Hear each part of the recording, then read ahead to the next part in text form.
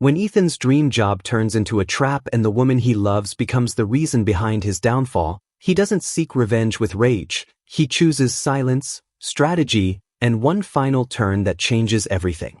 In a world of lies, betrayal, and manipulated love, can the heart find its own justice before it's too late? I never thought the end would begin in a doctor's office. The walls were white, sterile, and humming with that faint mechanical buzz you only notice when your life is unraveling. The doctor didn't look at me, just flicked through her tablet and said the words like she was ordering coffee. "You've got chlamydia."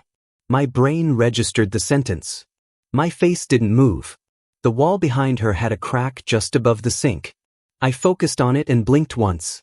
In the car, I stared at the screen of my phone and typed the message without thinking. "Can we talk tonight?" I waited. 2 minutes later, Claire responded. "Busy. Let's talk tomorrow." Her words sat cold in my hand. The next morning, the fridge was the first thing I saw. Taped to it were divorce papers. My name, spelled perfectly. Her demands were typed like a shopping list. The house. Car. Alimony. Legal fees. Everything short of my breath. Her daughter, my stepdaughter, but I'd raised her like my own, stood in the kitchen doorway with a smirk she hadn't earned. "He can't even afford a lawyer to fight Mom," she said, voice bright with the glee of betrayal. I smiled. "You're right." She laughed. I didn't. When I met Claire, I thought I'd won something rare. She was light, warmth, gravity. Her laughter filled a room like music that never got old. When she touched me, the world quieted. We were a rhythm, steady, intimate, familiar. I was the husband who cooked, remembered anniversaries, paid the mortgage, listened. She said I was too good for this world. I thought that meant love. I didn't realize it meant goodbye. It started small.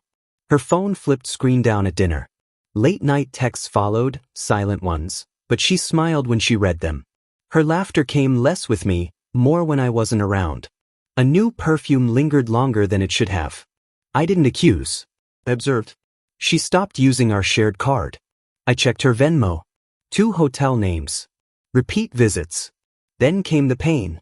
The kind that burns, that tells you something is very wrong. I didn't need a doctor to know. The clinic confirmed it anyway. Chlamydia. I drove home in silence. I asked her about the divorce. Calmly. She didn't flinch. "It's just not working anymore," she said. "The house was mine before. You knew that." Her tone was casual. The way people order appetizers. Her daughter glided by, her eyes full of victory. I nodded. I didn't fight. I planned. Quietly. I collected records. Phone logs. Text messages. Locations. I paid a private investigator. Discreet, efficient. He found him. 34. Personal trainer. Divorced. 2 kids. A pending harassment charge. Claire's perfect new choice. I printed everything. Photos. Chat logs. Financial transactions. Not for court. Not yet. Next came her nonprofit job. I used my corporate clearance to access internal email backups. What I found wasn't just inappropriate. It was criminal. She'd redirected funds. Dummy accounts. A pattern of embezzlement dressed in benevolence. Then the house. I checked the deed. A trust. Not hers. Ours. But mine by name. Set up after the wedding, paid from my accounts. Her claim was a lie wrapped in entitlement. I called James, an old friend, a lawyer now retired and itching for something to sink his teeth into. He owed me a favor. I asked if he'd represent me. He asked how bad this was going to get. I said clean. But surgical. The courtroom smelled like paper and varnish. Claire wore white. Irony should have sued for copyright. Nick sat behind her, arms folded, looking like he already owned the place. My lawyer handed the judge a binder. It thudded onto the desk. Medical. Financial. Criminal. The attorney beside Claire flipped through it and paled by the second tab. Claire leaned in. "What is it?" She whispered. Her smile slipped like a mask losing its glue. I spoke. "I'm not contesting the divorce. But I am filing a counterclaim for damages, fraud, and intentional infliction of emotional distress. I'm also requesting an immediate injunction on the property." Her mouth opened. then closed. Her lawyer whispered something. She looked back at Nick.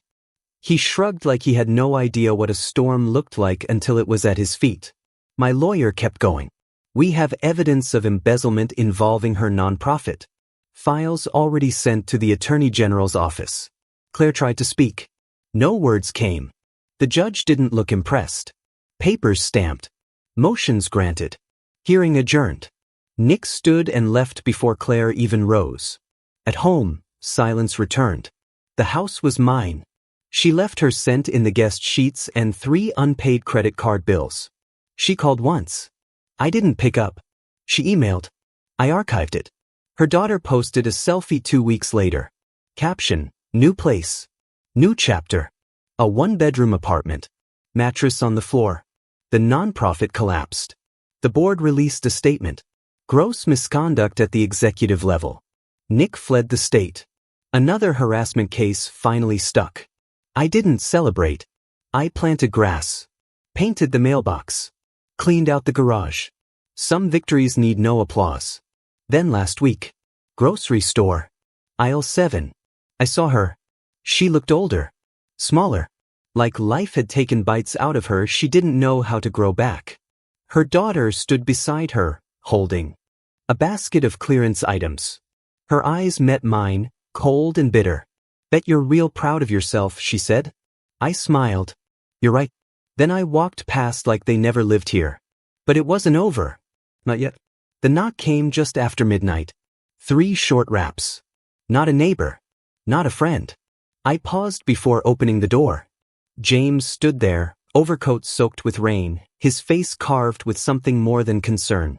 We need to talk, he said. Inside. He didn't sit. He stood by the window, staring into the dark like it held answers. Something's off, he said. Someone leaked parts of the file. Not the full package. Just fragments. Enough to cause whispers. Enough to make Claire dangerous. I frowned. Dangerous how? Turned. If she's desperate, she might do something reckless. Cornered people don't fight fair. They claw. It started small. A car tailing me too closely. Calls that dropped before I could say hello. My email flooded with phishing scams. My employer flagged a login attempt from a Russian IP. I shut everything down. Changed every password. Got cameras installed around the house. Then came the envelope. No return address. Inside were photos. Walking the dog. At the gas station. In my backyard. Someone was watching. My hands didn't shake, but my mind did. I forwarded them to James. He called 5 minutes later. Get out of town for a week. Let things cool down. I didn't run. I fortified. Days passed. A neighbor said a woman was seen near the house late at night. Dark hoodie. Hood up. I checked the footage. Standing across the street. Watching. Not moving. Just watching. The next morning, a brick crashed through my living room window. Wrapped in cloth. No note. Just a brick. I filed a report. The officer nodded sympathetically but did nothing useful. Restraining orders take time, they said. Especially when the accused has no prior. James dug deeper. Claire had drained her accounts. Her daughter moved in with friends. Nick had vanished. She was alone. And dangerous. Then came the fire. It started in the garage. Flames licked up the walls like they were starved for oxygen. The fire department said it was electrical. I knew better. The smell of accelerant clung to the air long after the blaze died. I stood outside watching the embers. Not angry. Focus. She wanted chaos. I gave her silence.